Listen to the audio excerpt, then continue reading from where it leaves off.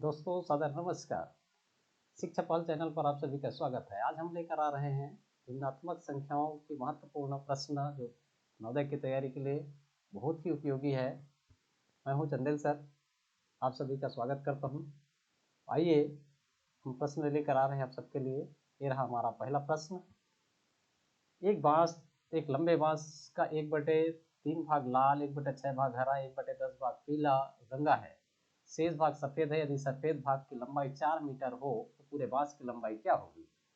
ये महत्वपूर्ण प्रश्न आपके बीच में जो बहुत उपयोगी है, इस तरह से पूछे जाते हैं और ये प्रतियोगिता परीक्षाओं के लिए बहुत उपयोगी है। तो देखिए यहाँ पर एक बांस की लंबाई का 1/3 भाग लाल है। प्रश्न दिया है 1/3 भाग लाल है, 1/6 भाग हरा है, 1/10 भाग पीला है और शेष भाग सफेद है। कितना तक चलते हैं? सबसे पहले हम शेष भाग निकाल लेते हैं। तो शेष भाग निकालने के लिए क्या करेंगे? हम इन तीनों को जोड़ देंगे। 1/3 धन 1/6 धन 1/10, यहाँ पर इतना ही करना है और शेष भाग को रहने देना है। फिर इनके बाद इन तीनों को जोड़ लेते हैं। हमें आप एक ट्रिक बता रहे हैं आपको, जिसके माध्यम से आप आसानी से निकाल लेंगे। इन तीनों का लघुत्तम समापवर्तक निकाल लें। तो इन तीनों का लघुत्तम समापवर्तक निकालने का सबसे बड़ा ट्रिक है, इस 10 की जो बड़ी संख्या उसकी आप टेबल को निकालते जाए। 10 दूनी 20, क्या किसी पहाड़े से जाता है? नहीं जाता। 10 या 30, हाँ ये 6 से भी जाता है और 3 से जाता है, अर्थात इसका लघुत्तम समापवर्तक हो जाएगा हमारा 30। अब 30 को 3 से आप भाग दे दें। इस 30 को 3 से भाग दे दें तो 10 बार में जाएगा और 10 एकम इसके साथ गुणा कर दें। अंश के साथ गुणा किया जाता है, मैंने पहले बता चुके हैं जोड़ने के बारे में। तो 10 एकम 10। उसी तरह 6 से 30 को भाग देंगे तो 5 बार में जाएगा और 5 एकम 5। उसी तरह 10 से 30 को भाग देंगे तो 3 बार में जाएगा और 3 एकम 3। अब इनको हम जोड़ देते हैं। ये हो जाएगा 10 5 15 और 3 18/30, अर्थात बांस का कुल भाग कितना हुआ है? 30 भाग।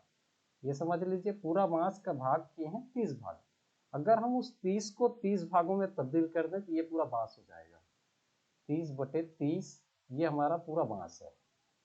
इसमें से 18/30 भाग लाल, हरा और सब पीला रंग से रंगा हुआ है, बाकी सफेद है तो उसको घटा देते हैं।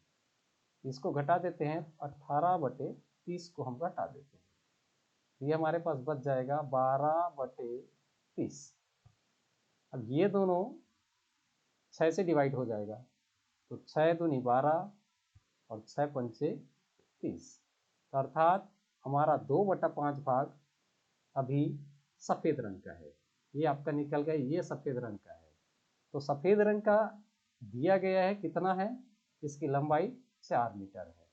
अर्थात मान लो एक सका बांस की लंबाई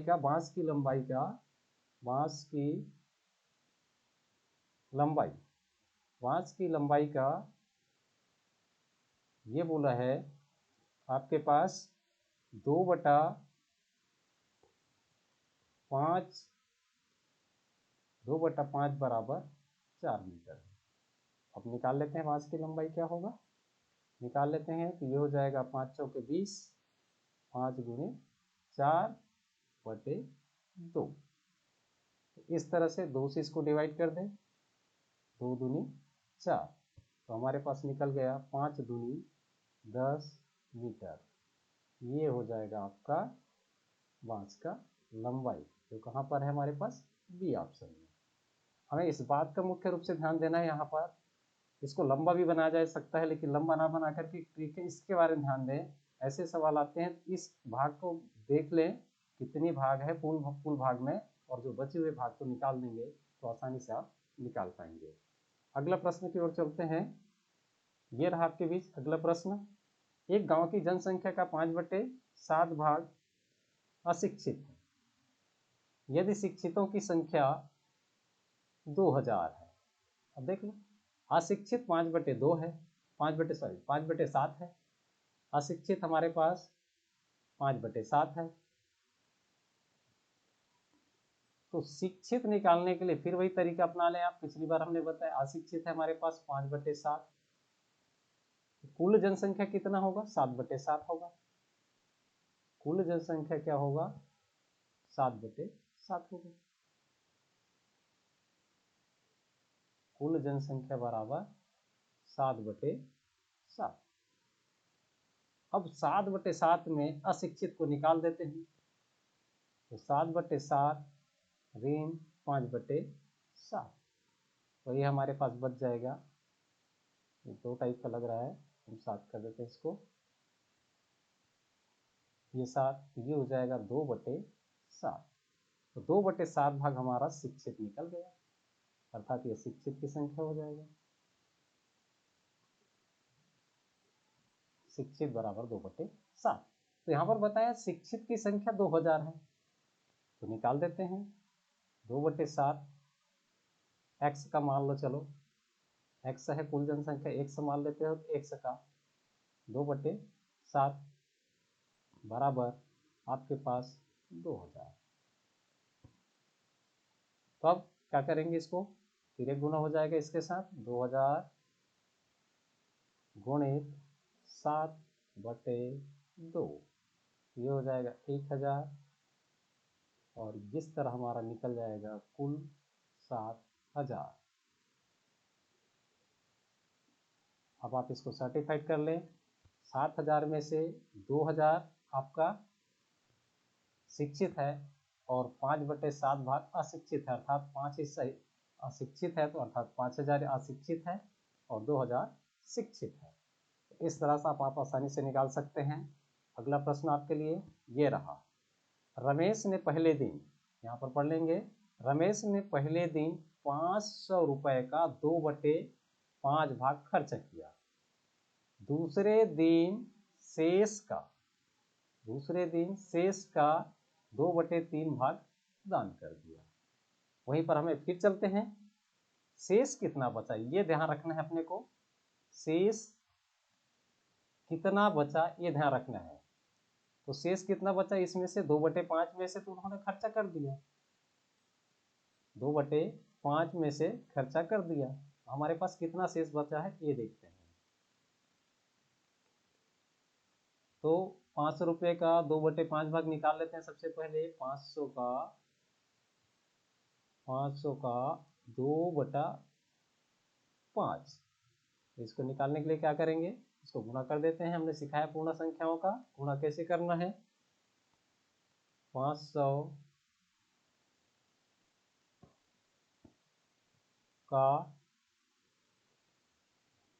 500 गुणित 2/5, 500 गुणित 2/5, 5 एकम 5 और 100 बार में चला जाएगा, तो 5 दूनी 100 दूनी 200, 100 दूनी 200। तो अर्थात देख लें, पहले दिन उन्होंने कितना खर्चा कर दिया, 200 रुपये खर्च कर दिया। कितना बचा, 500 में 200 घटा दीजिए, 500 में 200 घटा देंगे तो हमारे पास बचा कितना, 300 रुपये। अब ये बोल रहा है दूसरे दिन शेष भाग का 2/3 भाग दान कर दिया, अर्थात शेष का 2/3 भाग दान कर दिया। तो हम चलो शेष का 2/3 भाग निकाल लेते हैं। तो 300 का 2/3 अर्थात 300 गुणित 2/3, तो 3 एकम 3, 300 में कट गया। ये भी कितना हो गया, 100 रुपया, 200 रुपये हो गए ये भी, अर्थात ये हो गया 200 रुपया। अब देख ले, 200 रुपया पहले दिन खर्चा कर दिया, दूसरे दिन 200 रुपया दान कर दिया। अब पूछ रहा है प्रश्न कि बताओ उसके पास कितना धन शेष रहा। तो 200 और 200 400 हो गया, इन दोनों को जोड़ देते हैं तो 400 रुपया उन्होंने खर्चा और दान कर दिया।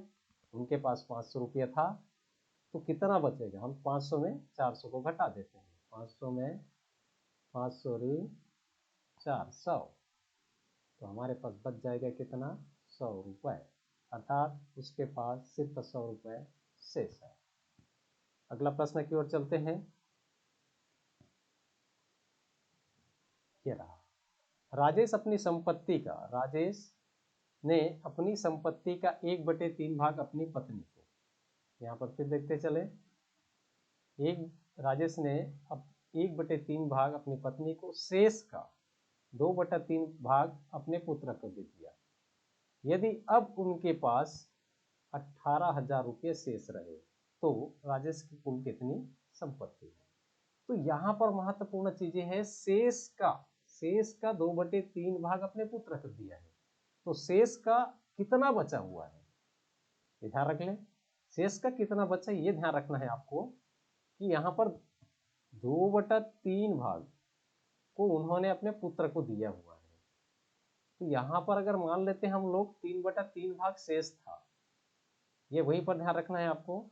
यहाँ पर 3/3 भाग शेष था, तो बचेगा कितना, 3/3 में हम 2/3 भाग को निकाल देते हैं, 2/3 भाग को हम निकाल देते हैं, तो हमारे पास बचेगा कितना, 1/3, अर्थात 1/3 अभी उसके पास शेष है, ये शेष निकल गया। अब शेष बता रहे हैं तो उनकी संपत्ति का यहाँ देख लेते हैं, 18,000 रुपये उनके पास अभी शेष है। तो सबसे पहले 18,000 कितना है, किसी संख्या का शेष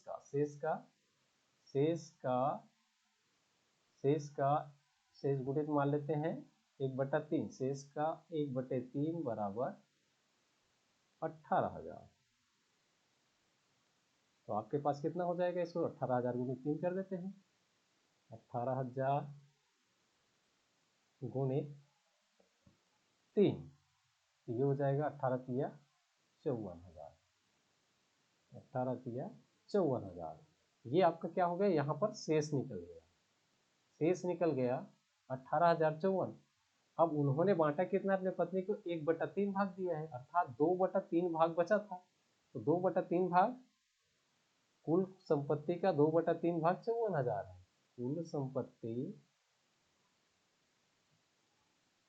का 2/3 भाग। अब ये 2/3 भाग कहाँ से आया, ये यहाँ से, ये 1/3 था, 1/3 अपनी पत्नी को दिया है, ये पत्नी को दिया है 1/3। कुल कितना था उनके पास, 3/3 था, 3/3 था, उसमें से 1/3 दे दिया है, तो इसको घटा देते हो तो आपके पास क्या निकलेगा, 2/3 निकलेगा। ये जो भाग है यहाँ पर इसी चीज को आपको ध्यान रखना है। अब ये 2/3 भाग बराबर कितना है, 54,000 है। यहाँ पर निकाल लेते हैं फिर इसी को, ये हो जाएगा 54,000 गुणित 3/2, 2 से काटेंगे तो 27,000 में कट जाएगा, और ये हो जाएगा 27 तिया 81,000, ये हो जाएगा 81,000। इस तरह से थोड़ा सा अपना दिमाग का इस्तेमाल करते हुए इसको हम लोग करते हैं, ये जल्दी से निकल जाता है। चलिए अगला क्वेश्चन की ओर चलते हैं। ये रहा, राजू एक पुस्तक का 3/8 भाग पहले दिन, फिर वही प्रश्न है। इस तरह के प्रश्नों को आप ध्यान रखेंगे, पहले राजू ने एक पुस्तक का 3/8 भाग पहले दिन, और शेष का, अब कितना शेष है हमें नहीं पता है, तो अगर पता करना है यहाँ पर तो देख सकते हो कितना है यहाँ पर शेष। यहाँ पर 3/8 में आप निकालते हो, यहाँ पर 3/8 दिया हुआ है, पुस्तक का पहले दिन इसमें कर लिया, अब शेष कितना है आपके पास वो निकालते हो, तो शेष कितना निकल जाएगा, इसको मान लेते हैं 8/8 और ऋण 3/8, ये हो जाएगा 5/8। ये 5/8 भाग हमारे पास शेष था, ये शेष है। अब इस शेष का 4/5 भाग, इस शेष का 4/5 भाग अभी पढ़ लिया है किसने, दूसरे दिन पढ़ लिया, तो इसमें से कितना भाग बचा, ये पता करना है। तो इसमें से जैसे देख लेते हैं 4/5 भाग है, इसको पूरा मान लो, 5/5 मान लो, ये पूरा 5 मान लेते हैं हम इसको, ये 4/5 भाग अभी शेष था, शेष में से 4/5 भाग को इसमें पढ़ा है, तो शेष का यहाँ पर 5/5 मान लेते हैं, ये माइनस 4/5, ये हमारे पास हो जाएगा 1/5। तो ये 1/5 अभी हमारे पास 60 पन्ने शेष है, 1/5 भाग हमारे पास शेष है। तो किसी संख्या का शेष का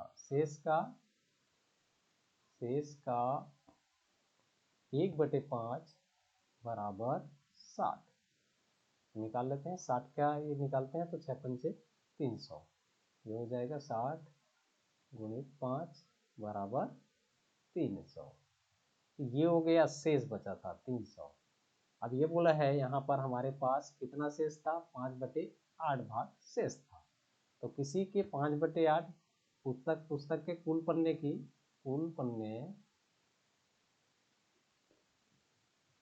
का 5/8 बराबर 300। तो अगर इसको हल करते हैं ये हो जाएगा 300 गुणित 8/5, ये हो जाएगा क्या, 5 एकम 5, 5 छः 30, 60 बार में 6 8 48, 480 पेज। ये हमारे पास कुल पुस्तक में कितने पन्ने थे, 480 पन्ने थे। इस तरह से आप आसानी से निकाल सकते हो। अगला प्रश्न देखते हैं, ये रहा। 3/5 किलोग्राम मिठाई का मूल्य 240 रुपए है। 3/5 किलोग्राम मिठाई का मूल्य 240 रुपए है। अब वो कितना रुपए है 1 किलो का नहीं पता, लेकिन 3/4 किलोग्राम मिठाई का मूल्य 240 रुपए है। तो मान लेते हैं एक्स है उनकी मूल्य, मिठाई का मूल्य क्या मान लेते हैं आप, एक्स मान लो। मिठाई का मूल्य एक्स है, तो एक्स गुणित यहाँ पर 3/5 बराबर 240। तो निकाल लेते हैं। तो एक्स बराबर क्या हो जाएगा, ये 240 मल्टीपल 5 अर्थात 5/3। 3 से इसको काटते हैं तो ये हो जाएगा 80 और 8 पंचे 40, 400 रुपये। ये किसका हो गया, आपका मिठाई का मूल्य हो गया।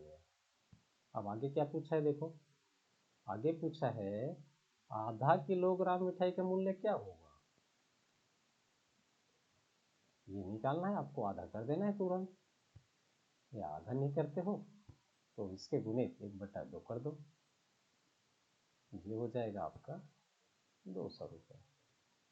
तो इस तरह से आप आसानी से निकाल सकते हो कि हमारा आंसर सही होगा।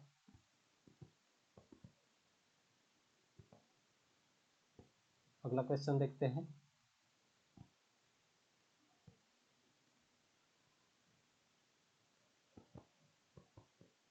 ये रहा, दो संख्याओं का योग 235 है। पहली संख्या का 2/5 भाग का मान 44 है। अब ये देखना है पहली संख्या है कौन। मान लो पहली संख्या अगर निकालना है सबसे पहले तो पहली संख्या निकालते हैं। पहली संख्या का 2/5 भाग बराबर 44। तो पहली संख्या क्या हो जाएगी, यहाँ पर ये निकाल लेते हैं तो ये हो जाएगा 44 गुणित 5/2। 2 एकम 2, 2 22 बार में कट गया और 22 पंचे 110। ये हमारा निकल गया पहली संख्या। अब दूसरी संख्या हमें निकालना है तो दोनों संख्या का योगफल में निकाल देते हैं। तो दूसरी संख्या बराबर हो जाएगा, दूसरी संख्या बराबर कुल संख्या ऋण पहली संख्या, 235 ऋण 110। तो ये जब निकालेंगे तो ये हो जाएगा आपका 125। ये आपका हो जाएगा 125। आपका ऑप्शन डी सही है।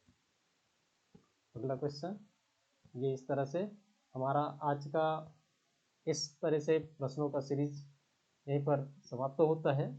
और अगली प्रश्न सीरीज हम लेकर आ रहे हैं जल्द ही आप सभी के लिए, ताकि आपकी समझ इस भिन्न से संबंधित जो भी प्रश्न आपको परीक्षाओं में पूछा जाता है उनको हम लेकर आ रहे हैं।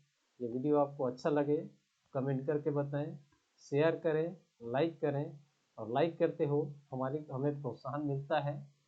और कमेंट करें ताकि हम वीडियो को और अच्छा कर सकें।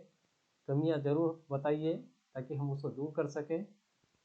और अगर हमारे चैनल पर आप सबको अच्छा लग रहा है तो हमारे चैनल को अगर सब्सक्राइब नहीं किए हो तो नीचे लाल बटन दिया हुआ है, उसको टच कर लें, बेल आइकन की घंटी दबा दें ताकि आपके हर वीडियो आपके पास पहुंचती रहे, उनकी नोटिफिकेशन सबसे पहले आपको मिले।